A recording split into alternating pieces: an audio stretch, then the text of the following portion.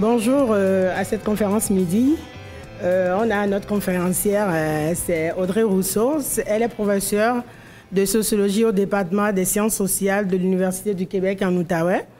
Elle s'intéresse aux politiques de mémoire, aux questions relatives au peuple autochtone, ainsi qu'aux structures d'inégalité au fondement de l'oppression vécue par les femmes. Alors je te laisse débuter la conférence. Merci. Merci énormément, Nerita. Est-ce qu'on m'entend bien? Oui, juste me le dire si jamais il y a un souci avec le micro. Alors, je m'excuse, je vais lire ma conférence. Je ne veux rien oublier et j'ai beaucoup de choses à vous communiquer.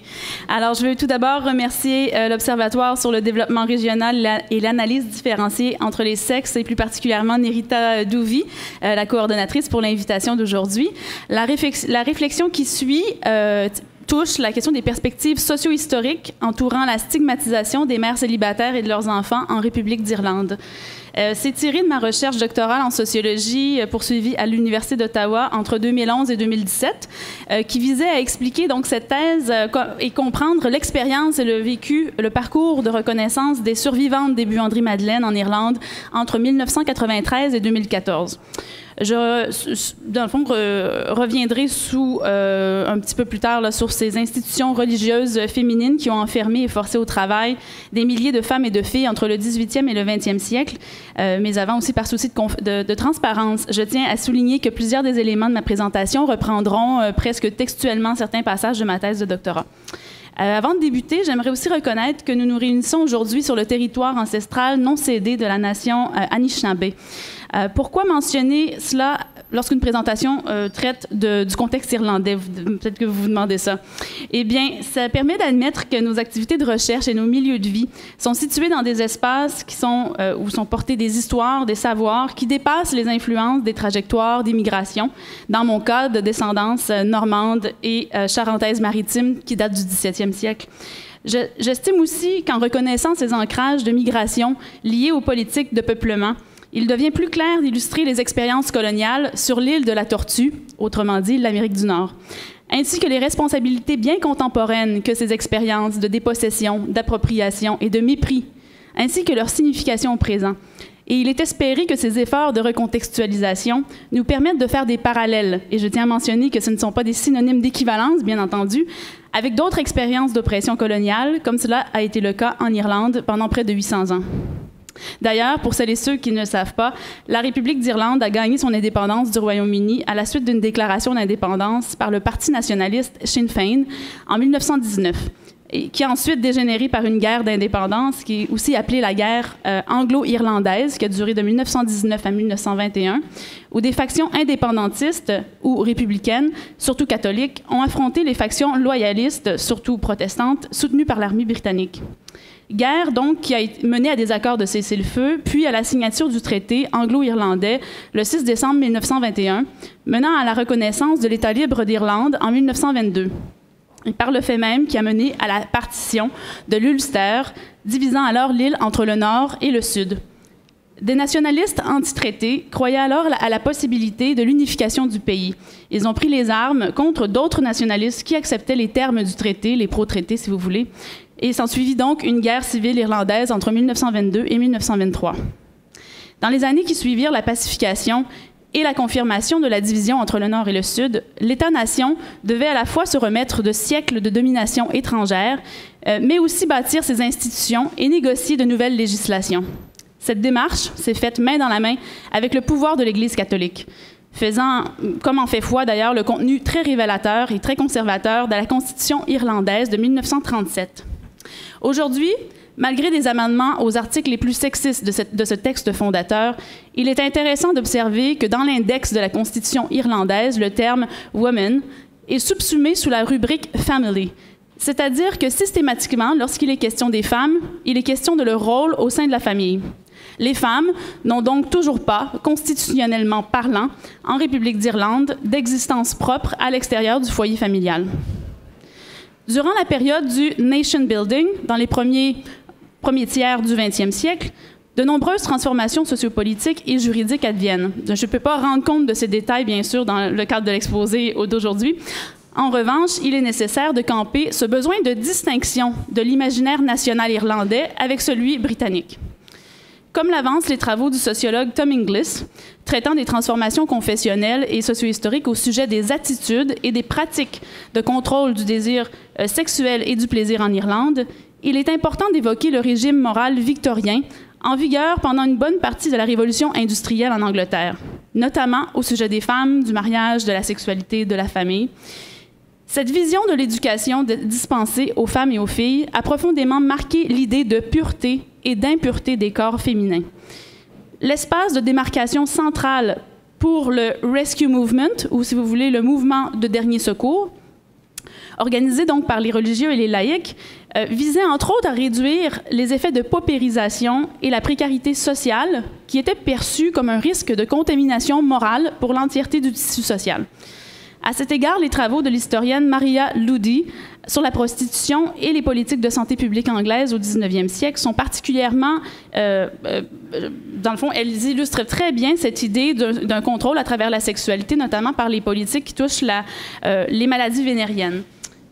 Et donc aussi qui mêle ces discours, le développement de ce discours qui mêle genre, nation et honte, qui s'est insinué aussi chez les voisins insulaires, si vous voulez, l'Irlande.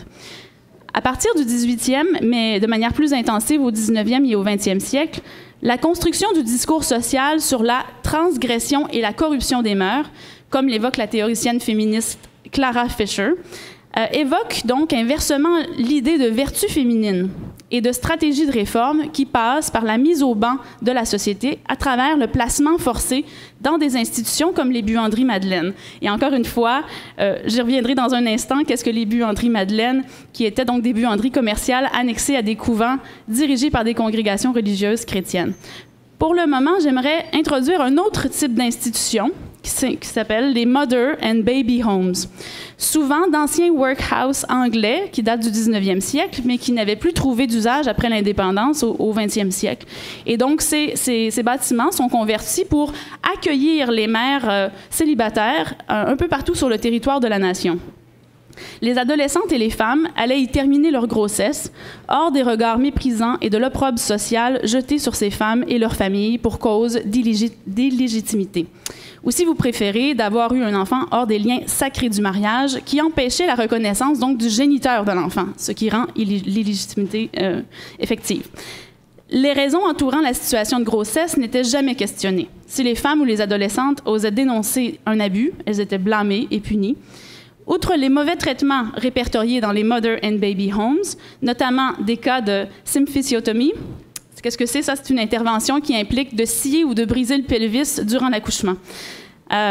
Donc, les femmes et les familles qui étaient trop pauvres pour rembourser les sœurs pour les frais liés au séjour dans les Mother and Baby Homes et le soin des enfants, des bébés, devaient alors travailler de 1 à 3 ans avant de pouvoir sortir de ces institutions. Elles étaient donc enfermées et si elles tentaient de s'enfuir, les policiers les ramenaient.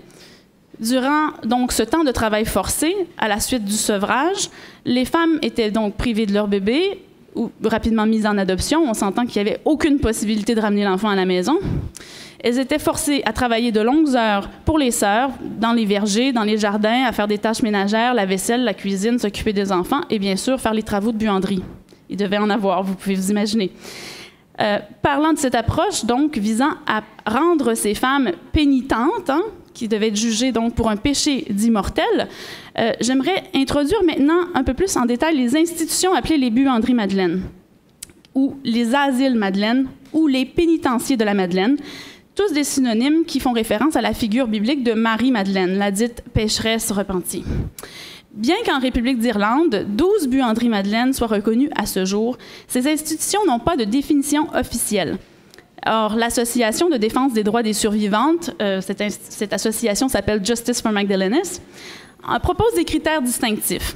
Tout d'abord, des institutions principalement catholiques pour femmes et filles, accusées de prostitution ou d'avoir eu des enfants hors des liens du mariage. Ce n'est pas exclusif, mais c'est dirigé spécifiquement vers ces deux catégories de femmes ou de filles, où la vie quotidienne, donc, dans ces buanderies, était rythmée par une routine ascétique de prière et de silence, mais aussi un travail non rémunéré dans des buanderies commerciales à but lucratif, annexées au couvent. On parle donc de 12 heures de travail par jour, 6 à 7 jours sur 7.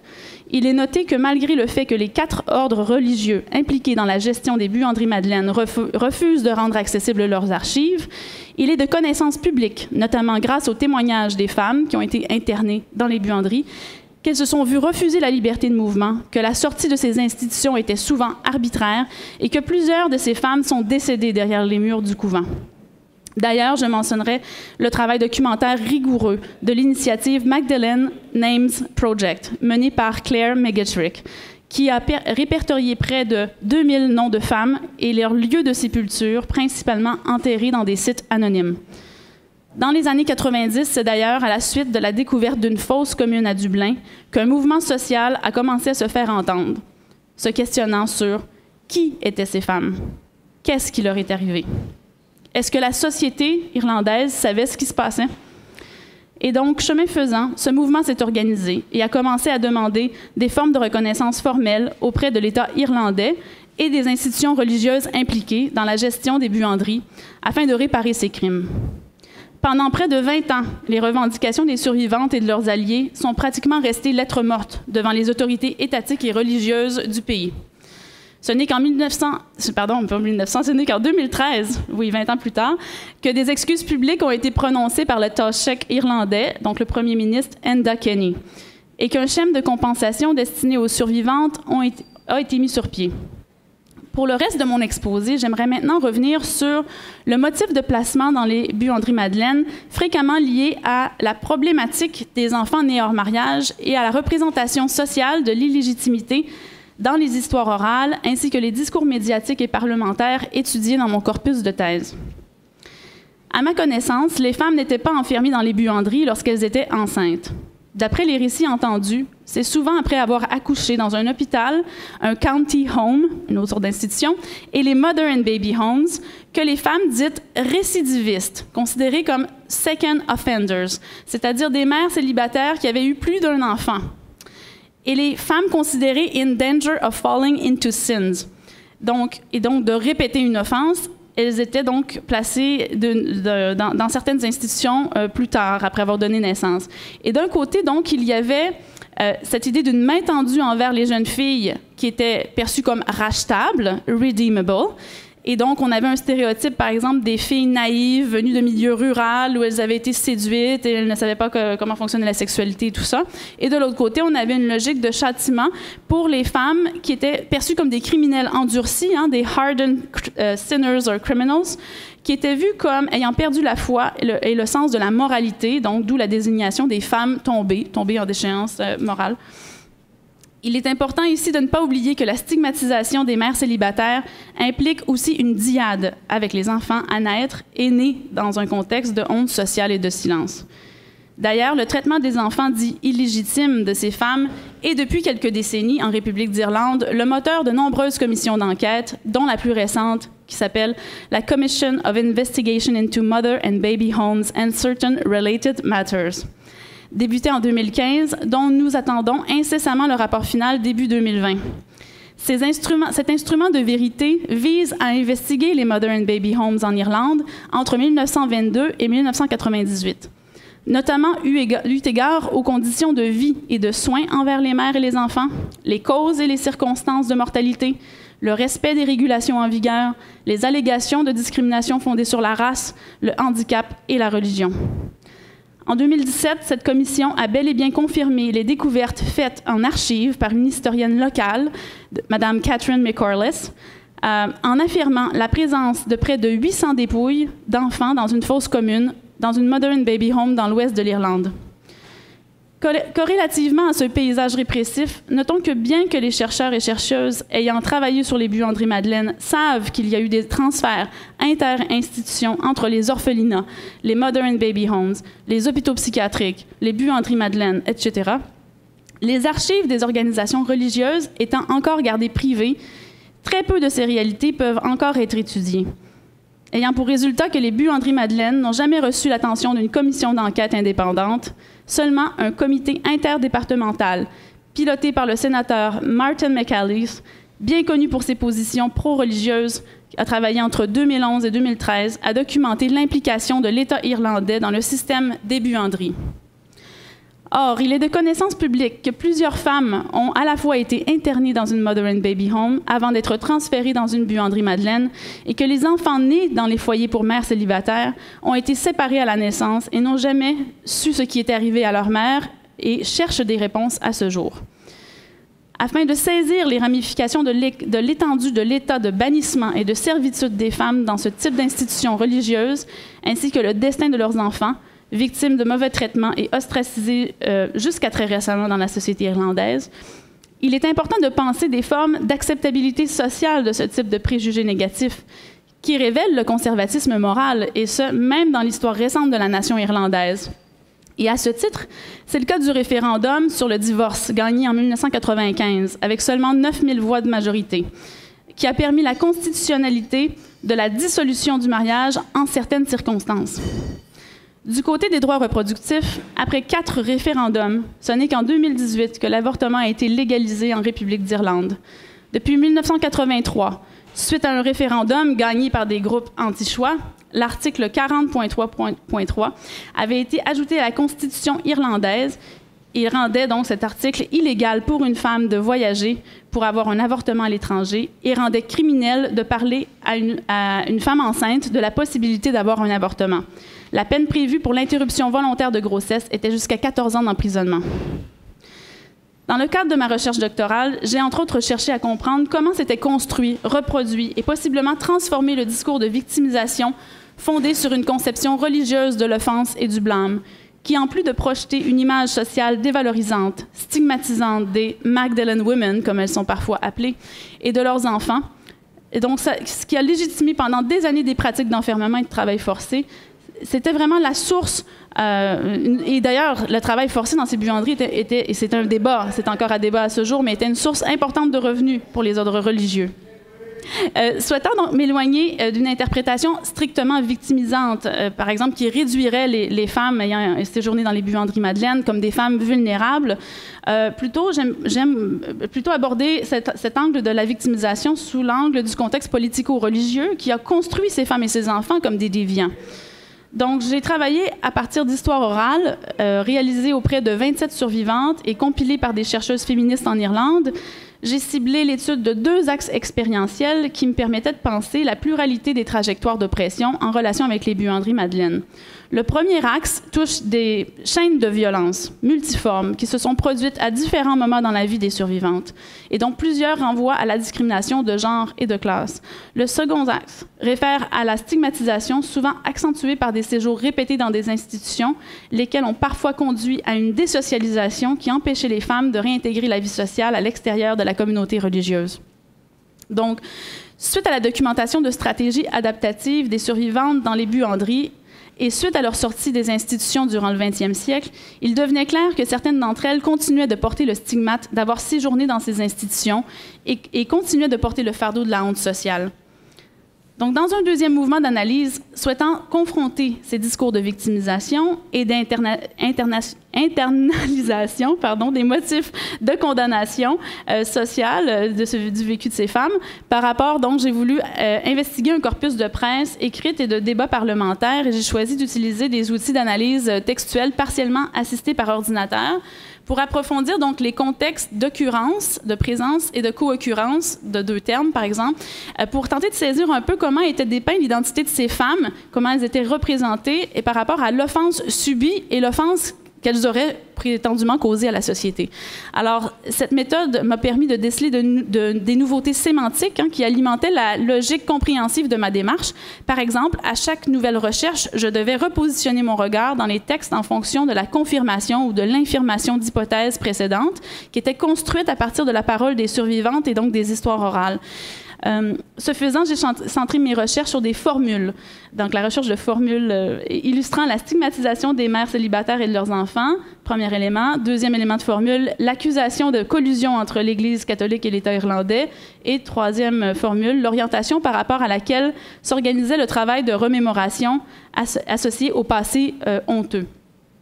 Retracer donc le parcours de formules, ça me permettait, comme le dit Sophie Moirant, d'identifier une certaine traçabilité des mots dans le texte, qui m'a permis d'essayer de retracer donc cette identité historiquement discriminée des Magdalene Women dans l'espace public de remémoration. Donc, dans les données médiatiques et parlementaires, l'un des moteurs premiers du discrédit et de la honte sociale jetée sur les femmes était bien sûr lié au stigmate de l'illégitimité, c'est-à-dire avec des formules comme unmarried mother, illegitimacy, etc., avec les occurrences et les co-occurrences de ce type d'expression. Ça permettait d'illustrer l'étiquetage donc de femmes de mauvaise vie qui avait parfois justement justifié la mise à l'écart et le parcours d'institutionnalisation de ces femmes pour différents motifs. Je pourrais y revenir, mais ça pouvait être du vagabondage à l'infanticide en passant par des menus larcins et d'autres éléments que j'ai déjà précédemment nommés, notamment avoir les enfants hors mariage. Alors, ces femmes et ces filles avaient pour crime leur genre, les conditions socio-économiques désavantageuses et le contrôle de l'idéologie religieuse sur leur destinée et celle des enfants à naître. Donc, le stigmate du parent seul, single parent, de la mère célibataire, alors accusée de mœurs dites légères, et ce, indépendamment de la situation dans laquelle cette grossesse était devenue, devenait les vecteurs de justification de la marginalisation sociale et spatiale de ces femmes et de ces enfants. La condamnation était si forte, comme c'était le cas au Québec, en Australie et ailleurs dans le monde à cette même époque, les femmes étaient forcées à la clandestinité et forcées d'abandonner, souvent dès les premières secondes de vie, leurs enfants aux soins des ordres religieux. Cette co-construction de la vulnérabilité des femmes en relation avec le secret et la honte est aussi bien soulignée dans le récit de Katrina Palmer, une femme états-unienne adoptée qui a réussi à retrouver sa mère biologique, on va l'appeler Sarah, une ancienne Magdalene Women. Palmer affirme dans un entretien journalistique qu'elle a été « My mother's secret child », l'enfant secret de sa mère. En se remémorant sa rencontre avec cette dernière, Palmer décrit à quel point il est possible de ressentir, des décennies plus tard, le poids toujours bien vivant d'avoir commis quelque chose de terrible et de mal, en tombant enceinte, et que cette honte et ce sentiment de culpabilité ne s'estompaient pas après avoir laissé l'enfant en adoption. Dans ce régime de signification religieuse, avoir un enfant hors des liens du mariage était inexcusable et la force de répression témoigne du poids des restrictions de la sexualité des femmes, tout autant que la construction sociale de la supposée dangerosité des femmes enceintes, qui oscille toujours entre un risque de santé publique et un danger de contamination morale du tissu social, donc qui appelle l'instauration d'un système répressif envers ces inconduites. Je terminerai en abordant la question complexe de comment rompre avec l'héritage de ce passé de stigmatisation. Je n'ai bien entendu pas de réponse fixe, et ce malgré certaines avancées par rapport à la participation des femmes dans l'exercice de leurs droits reproductifs, par exemple. Je crois qu'il demeure essentiel de penser la cohérence des politiques passées et présentes en matière de protection de la jeunesse, des peines pénitentiaires, de l'accès à des soins de santé, de plus en plus privatisés dans le système médical irlandais, plus particulièrement par rapport à la santé maternelle. D'ailleurs, dans un esprit de non-répétition des abus et de l'absence de choix des femmes quant à leur santé reproductive, il est pour le moins inquiétant de constater qu'en avril 2017, le ministre de la Santé annonçait la construction d'un hôpital de maternité à Dublin, un complexe de plus de 300 millions d'euros confié à la gestion des Sisters of Charity, l'un des ordres religieux responsables des abus dans les buanderies, mais aussi d'écoles industrielles destinées aux filles. Bref, au-delà des différentes enquêtes publiques traitant des injustices commises envers les mères célibataires et leurs enfants, comment répondre aux besoins de conciliation entre les générations? Cela est criant, comme le soutiennent des associations comme Coalition of Mother and Baby Home Survivors ou Adoption Rights Alliance, qui plaident pour l'ouverture des dossiers d'adoption afin de connaître ses origines et assurer la possibilité de réunion entre mères et enfants, si cela est leur souhait, bien sûr. Face à ces défis bien contemporains, j'espère avoir la chance, dans un horizon prochain, d'entreprendre une nouvelle recherche sur les liens interinstitutionnels entre les Mother and Baby Homes et les buanderies Madeleine, en travaillant avec l'association Justice for Magdalene Research, avec lesquelles j'ai déjà des contacts. On m'a aussi légué des documents d'archives pour des institutions religieuses de la région d'Ottawa, que j'aimerais bien avoir l'occasion d'étudier dans une perspective comparative. Alors, merci pour votre attention. Désolée d'avoir parlé très rapidement et d'avoir lu mon texte.